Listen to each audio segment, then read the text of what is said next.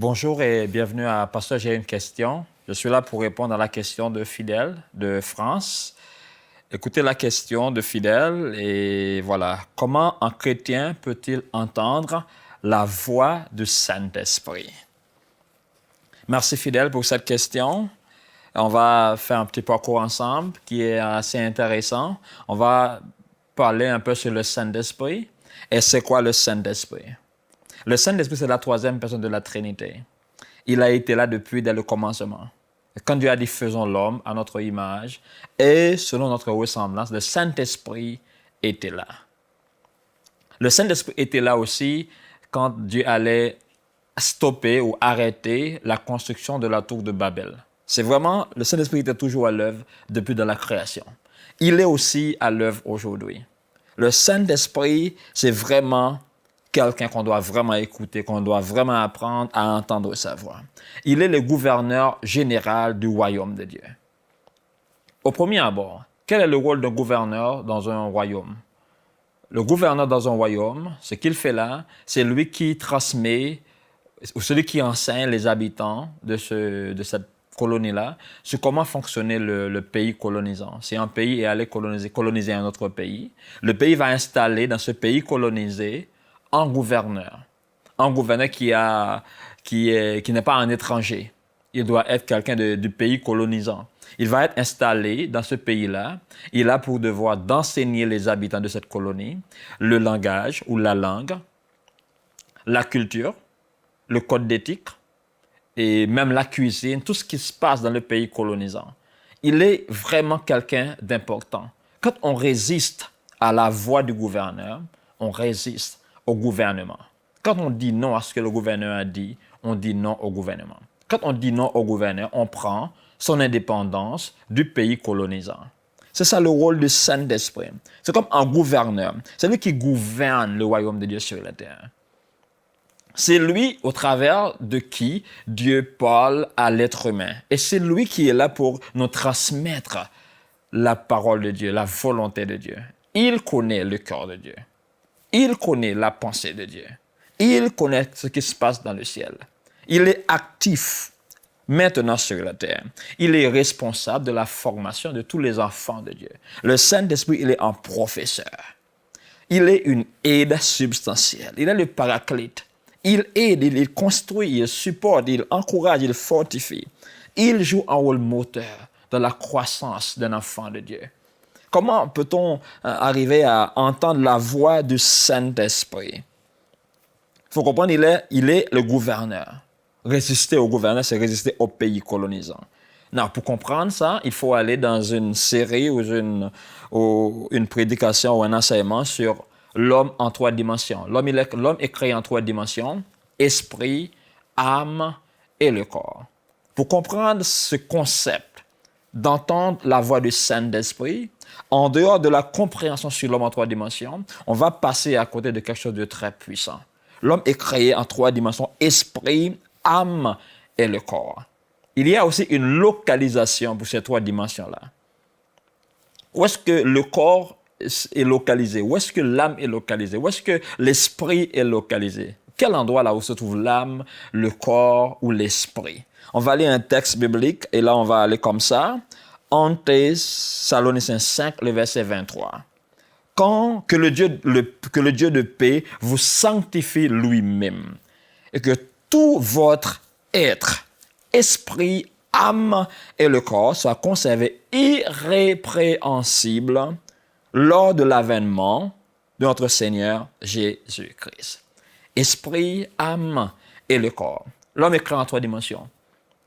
Et à quel niveau-là on peut entendre la voix du Saint-Esprit? Est-ce qu'on peut entendre la voix du Saint-Esprit dans son corps ou dans son âme ou dans son esprit? L'homme, il est créé en trois dimensions pour qu'il soit capable de faire la connexion entre les trois mondes. L'homme contacte le monde physique au moyen de son corps. Il contacte le monde spirituel au moyen de son esprit. Il contacte le monde des humains, qui est le monde qui est plus ou moins psychologique, au travers de son âme. Et là, quand on parle du Saint-Esprit, pour comprendre la voix du Saint-Esprit, pour comprendre les choses de l'esprit, ça va être fait avec notre esprit. Et c'est pourquoi quand nous sommes sauvés, on a donné son cœur à Dieu, Dieu, il a recréé notre esprit. Alléluia. Notre esprit étant recréé par l'Esprit de Dieu et l'Esprit de Dieu habite dans notre esprit. L'homme comprend les choses de Dieu. L'homme comprend les choses de l'Esprit. L'homme peut entendre la voix de l'Esprit de Dieu par son esprit. C'est vraiment important de comprendre ça. C'est pas avec son âme on peut entendre la voix du Saint-Esprit. C'est pas avec son corps on peut entendre la voix du Saint-Esprit. On entend la voix du Saint-Esprit au moyen de son esprit. Et c'est pourquoi il est vraiment important de comprendre cette série sur l'homme en 3 dimensions. Esprit, âme et le corps. C'est pas mon esprit que je comprends les choses de l'esprit.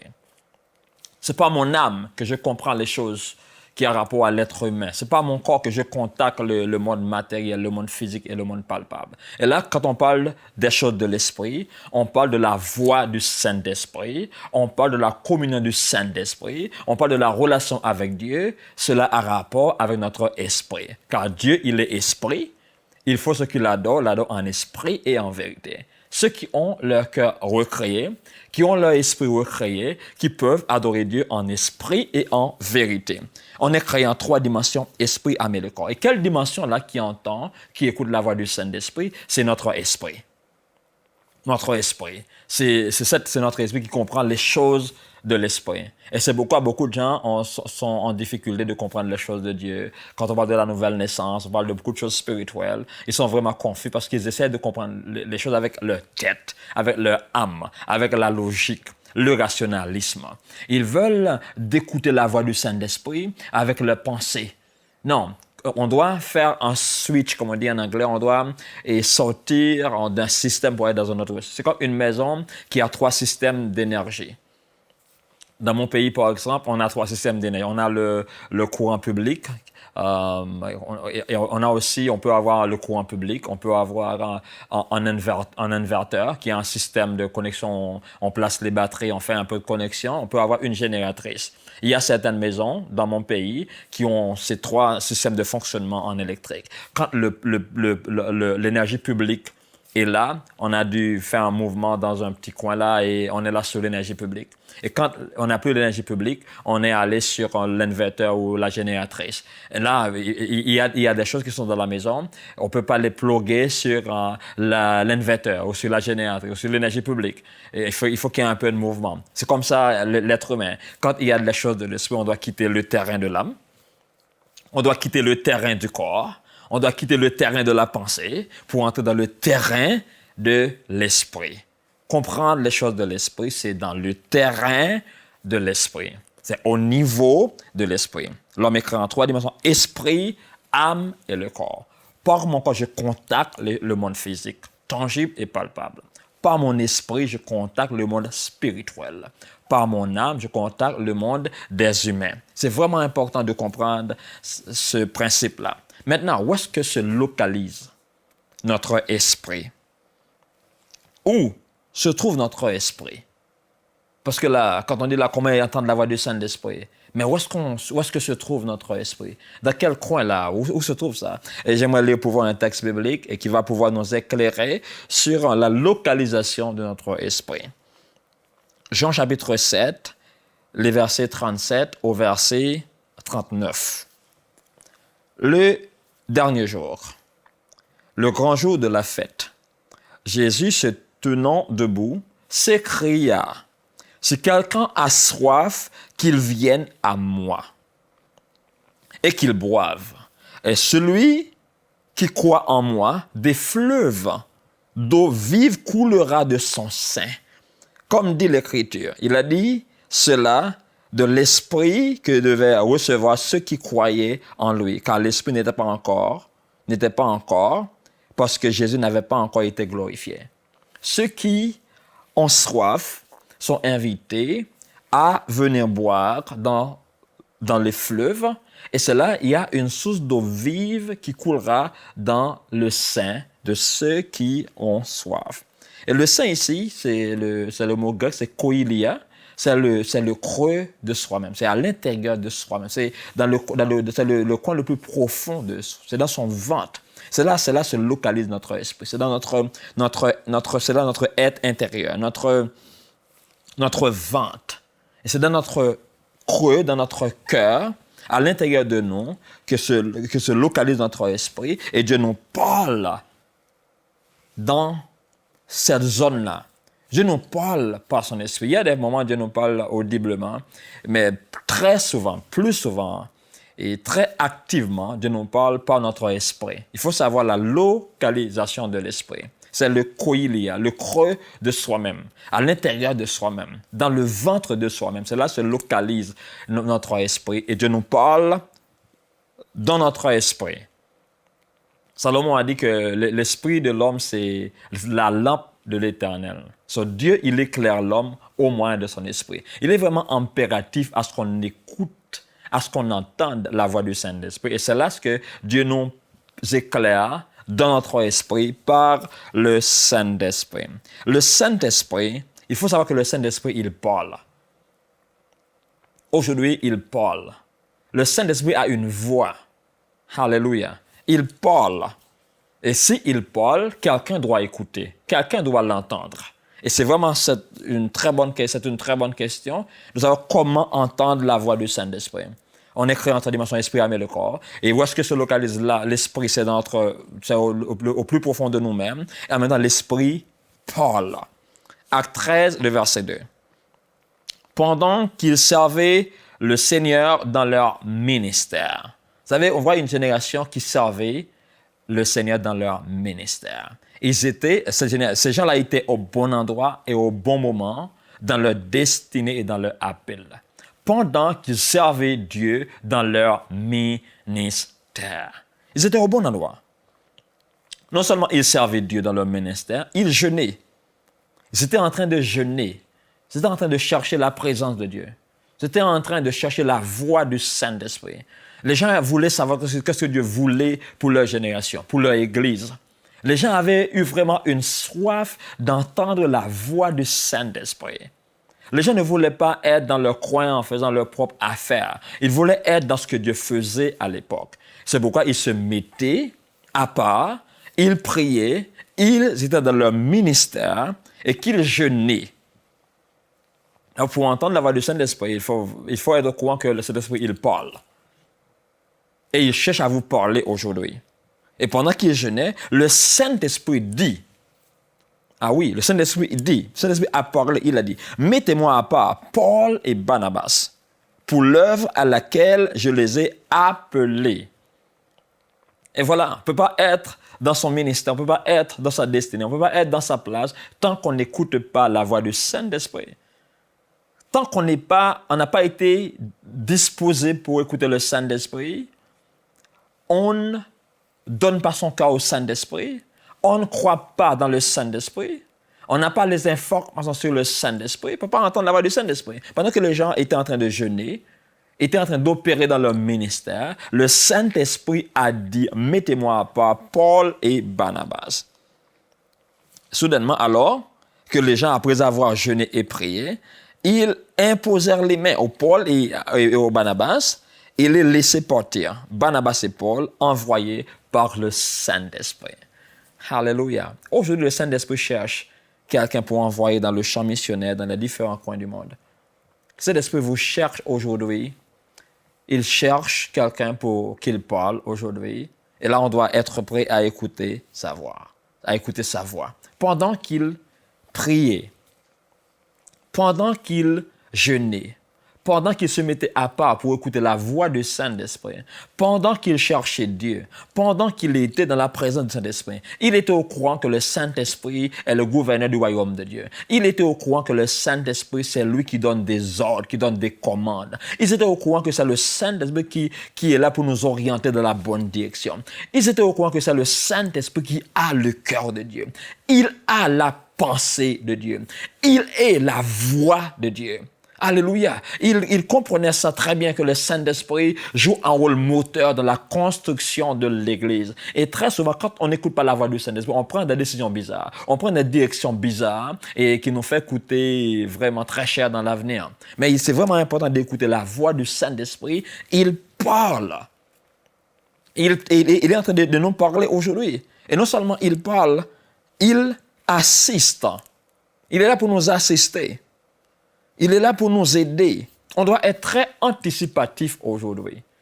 On doit ouvrir son cœur, on doit ouvrir sa vie, on doit ouvrir son esprit pour entendre la voix du Saint-Esprit. Le Saint-Esprit, il assiste. Il peut vous assister dans votre famille, dans votre business, dans votre maison, dans votre ministère. Il assiste. Acte 9, le verset 31. L'Église était en paix dans toute la Judée, la Galilée et la Samarie, s'édifiant et marchant dans la crainte du Seigneur. Et elle s'accroissait par l'assistance du Saint-Esprit. Vous voulez faire du progrès? Vous voulez bouger en avant? Vous voulez taper en déclic? Vous voulez faire de l'exploit? Voilà, le Saint-Esprit est là. Il est là. C'est lui qui a permis que cela soit d'actualité. C'est lui qui a permis que nous soyons vraiment forts, puissants, extraordinaires. Il assiste. Pourquoi il assiste? Il veut que nous reflétions la gloire de Dieu sur la terre. Il veut que nous reflétions la présence de Dieu sur la terre. La manifestation du règne de Dieu sur la terre. Encore un point que j'aimerais toucher avec vous dans cette série-là. Dans une maison, pour qu'on puisse opérer dans l'ordre dans une maison, on doit savoir là qui est le chef de cette maison-là. Qui a le droit à la parole? Qui a le droit à diriger cette maison? Qui a le droit à prendre le contrôle de cette maison? Qui a le droit à orienter cette maison? Qui a le droit à s'imposer dans cette maison? Quand on vit dans une maison, il n'y a pas une autorité établie. Il n'y a personne qui prend des décisions. Il n'y a personne qui donne le ton. Il n'y a personne qui donne les grandes lignes. La maison étant devenue chaotique. Tout est en désordre. Tout est mal rangé. Tout est désordonné. Tout est bizarre. Tout est misérable. Tout est lamentable. Et c'est pourquoi, dans votre vie, il faut savoir que c'est le Saint-Esprit qui doit donner des commandes dans votre vie. Dans le cas contraire, on va connaître une vie misérable, une vie de moustique, une vie de faiblesse. C'est le Saint-Esprit qui donne des ordres. C'est lui qui commande votre vie, qui doit commander votre vie. C'est lui qui doit prendre le contrôle de votre vie. C'est lui qui doit orienter votre vie. C'est lui qui est le chef de votre vie. Et là, on doit apprendre à écouter sa voix, à entendre sa voix. Il parle maintenant. Moi, personnellement, il y a des moments que le Saint-Esprit me parle. Il me parle parce que je reconnais qu'il a le droit à la parole. Je reconnais qu'il a une place importante dans ma vie. Tant qu'on n'est pas en connaissance de ça, on commence à ignorer le Saint-Esprit. On commence à banaliser le Saint-Esprit.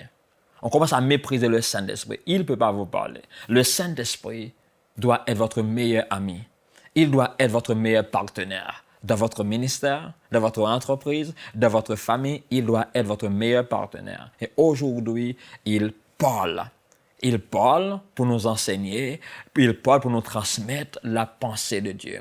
Il parle pour nous transmettre la volonté de Dieu. On parle très souvent de la volonté générale de Dieu et la volonté spécifique de Dieu. La volonté générale de Dieu se trouve dans la parole de Dieu. Et là, on trouve dans la parole que Dieu, il a tant aimé le monde. Il n'a pas voulu qu'aucun périsse, même le méchant. Il a voulu qu'il vienne au salut, qu'il vienne à la repentance. Ah, c'est la volonté générale de Dieu. Il a un grand plan pour nous, il nous aime, il est notre papa, il veut nous bénir, il veut nous remplir. Mais il y a aussi la volonté spécifique de Dieu. Dieu que vous soyez quelque part, dans un endroit géographique bien précis, maintenant. Dieu vous appelle dans un domaine bien précis maintenant. Et là, comment découvrir ce domaine? On ne va pas voir dans la parole de Dieu que Dieu t'a dit d'aller habiter au Canada ou aux États-Unis. On ne va pas trouver ça dans la parole de Dieu. On ne va pas trouver que Dieu t'a dit là d'ouvrir un business de vêtements, un business d'importation et d'exportation. On ne va pas trouver ça dans la parole de Dieu, mais dans la relation avec le Saint-Esprit. On va sentir dans son cœur que le Saint-Esprit t'a dit fais ci et fais ça. Il met un fardeau sur ton cœur. Et là, on doit être prêt à obéir à la voix du Saint-Esprit. Si vous êtes enfant de Dieu, vous êtes appelé à écouter la voix du Saint-Esprit. Écouter la voix du Saint-Esprit, ça fait partie de notre culture. Ça doit être une culture.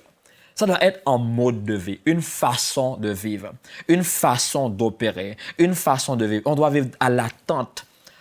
On doit vivre dans l'anticipation. Il y a une voix là qui va parler.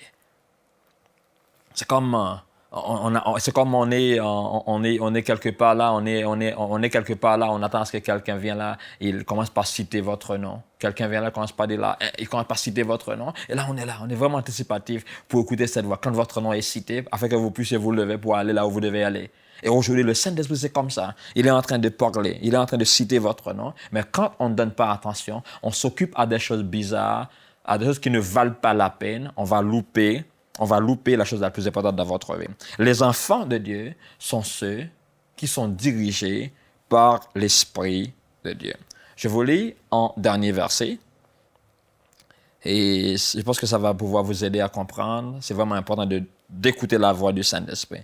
Si, c'est le Romains 8, le verset 14. Si vous vivez selon la chair, vous mourrez. Mais si par l'Esprit, vous faites mourir les actions du corps, vous vivrez. Car tous ceux qui sont conduits par l'Esprit de Dieu sont fils de Dieu. Les fils de Dieu sont dirigés par l'Esprit de Dieu. Alléluia. Les fils de Dieu sont dirigés par l'Esprit de Dieu. Mais comment être dirigé par l'Esprit de Dieu si on n'écoute pas la voix du Saint-Esprit? On ne donne pas attention à la voix du Saint-Esprit. On ne passe pas du temps avec le Saint-Esprit. On ne crée pas un moment pour le Saint-Esprit. On doit être en communion avec le Saint-Esprit. C'est la meilleure façon de grandir. On peut parler au Saint-Esprit. On peut communiquer avec le Saint-Esprit. C'est vraiment une personne de la Trinité. On peut lui parler. On peut respecter le Saint-Esprit. On doit respecter le Saint-Esprit. On doit passer du temps avec le Saint-Esprit. On doit grandir dans la communion avec le Saint-Esprit. Parce que les enfants de Dieu sont dirigés par l'Esprit de Dieu. Vous savez, Dieu, il a vraiment fait toutes les provisions pour votre progression. Il n'a pas dit, bon voilà, vous êtes sauvés, débrouillez-vous un peu sur la terre. Mais il a mis une aide. Avant de monter au ciel, il a dit, je ne vous laisserai pas orphelin. Je viendrai à vous tout le temps, je vous enverrai le Saint-Esprit, un autre consolateur. L'Esprit de vérité, il vous dirigera dans toute la vérité. Si on veut marcher dans la vérité, on veut découvrir la vérité qui concerne votre vie, qui concerne votre avenir, votre futur, votre famille, votre entreprise, votre pays, votre communauté.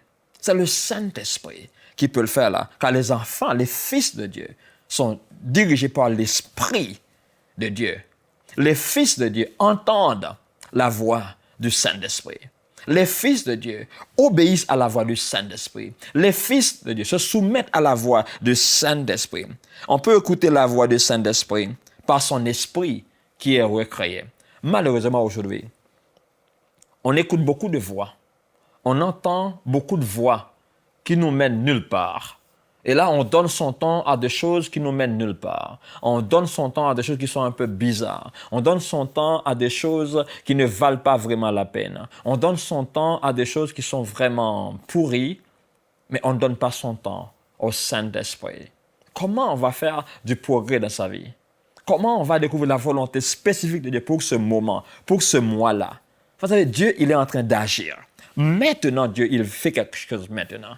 Comment on va découvrir sa volonté pour votre vie maintenant? Pour vos enfants. Et comment parler selon le cœur de Dieu? Comment prophétiser? Comment donner l'espoir à cette génération? Comment faire renaître l'espoir? Comment emmener les valeurs de Dieu dans son coin? Tant qu'on n'est pas en communion avec le Saint-Esprit. C'est vraiment un impératif. Le Saint-Esprit, il parle. Il est un don, il est un cadeau que Dieu nous donne. Chaque cadeau est donné pour une raison bien spécifique. On ne vous donne pas un cadeau parce que quelqu'un est allé dans un coin, là, dans un store, et il voit que c'est joli, et ce papier-là ou ce livre-là, il achète ça, il vous donne ça. Il pense que ce que vous faites dans la vie, Est-ce que vous êtes intéressé à la lecture, vous êtes intéressé à la science, vous êtes intéressé à l'agriculture, vous êtes quelqu'un qui est peut-être aux choses technologiques. Il voit ça, il dit voilà, ce cadeau-là peut aller avec votre style. Chaque cadeau est donné pour une raison bien définie. Quand Dieu nous donne le Saint-Esprit, il sait pourquoi il nous donne le Saint-Esprit. Il y a deux choses qu'on peut faire avec un cadeau. On peut utiliser le cadeau. On fait ce que le cadeau serve le but pour lequel il a été donné. On prend le cadeau, on l'utilise dans sa vie, il est devenu utile dans son environnement. On l'a utilisé, on le met au service, et c'est vraiment, on peut faire ça avec un cadeau. Mais on peut aussi mettre ça dans un coin, et là on dit, oh c'est joli, on peut admirer ça, on dit, oh mais c'est joli. Je pense que très souvent on prend le Saint-Esprit, on dit, mais c'est une très bonne chose. Très souvent on dit, c'est une très bonne chose, et de ressentir le Saint-Esprit. Oh, Saint-Esprit, tu es puissant. Mais vous savez, le Saint-Esprit nous parle maintenant. C'est vraiment un cadeau extraordinaire. Ce cadeau doit être utilisé au quotidien. Dans toutes les situations, on doit apprendre à écouter la voix du Saint-Esprit. On vit dans un monde aujourd'hui qui est extrêmement bizarre. On vit dans un monde de confusion. On vit dans un monde où le lendemain n'est pas trop certain. On vit dans un monde où il y a plein de problèmes, il y a plein de quiproquos. On vit dans un monde qui est vraiment à l'envers. Et comment faire la trace? Comment être stable? Comment être différent? Comment emmener les valeurs de Dieu? Comment être la gloire du Seigneur? C'est la voix du Saint-Esprit. C'est être en communion avec le Saint-Esprit. Comment peut-on réussir à entendre la voix du Saint-Esprit? Il faut savoir qu'il parle. Où est-ce qu'il parle? Il parle dans notre esprit. Ce n'est pas dans notre corps. Il parle dans notre esprit. Les choses de l'esprit sont vues par l'esprit. Les choses de l'esprit sont appréhendées par l'esprit. Les choses de l'esprit sont saisies par l'esprit. Si on veut vraiment faire la trace, on veut vraiment comprendre les choses spirituelles, les choses de Dieu. On veut vraiment comprendre le cœur de Dieu. On veut vraiment opérer dans le cœur de Dieu. On veut vraiment opérer dans la volonté de Dieu. On doit être au centre de la volonté de Dieu. Très souvent, on est entré dans des projets qui ne sont pas vraiment dans la volonté de Dieu. On a entrepris des activités, on a entrepris certaines choses qui sont vraiment en dehors de la volonté de Dieu. Si on veut opérer dans le cœur de Dieu, on veut opérer dans la volonté de Dieu, on veut être là où Dieu a prévu pour notre vie, on veut être celui que Dieu a prévu pour l'humanité. On veut être cette réponse que Dieu a prévue avant la fondation du monde. On veut être la solution que Dieu a prévue. Je dis, votre meilleur ami, c'est le Saint-Esprit. Il parle. Il est un consolateur. Il est un ami fidèle. Il est un cadeau que Dieu donne à tous les enfants de Dieu. De pouvoir marcher dans la communion du Saint-Esprit.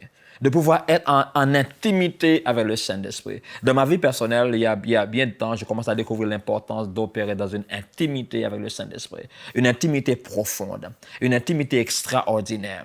D'apprendre à écouter sa voix. Apprendre à se mettre à côté pour que le Saint-Esprit puisse nous parler sur ce que Dieu fait aujourd'hui, ce qu'il fera demain, pour qu'on n'ait pas vraiment à l'envers par rapport à ce qu'il fait. Nous espérons que cette émission vous a béni. Si vous aussi vous avez une question biblique sans réponse, envoyez-la nous par email à pasteurj'aiunequestion@enseigne-moi.com.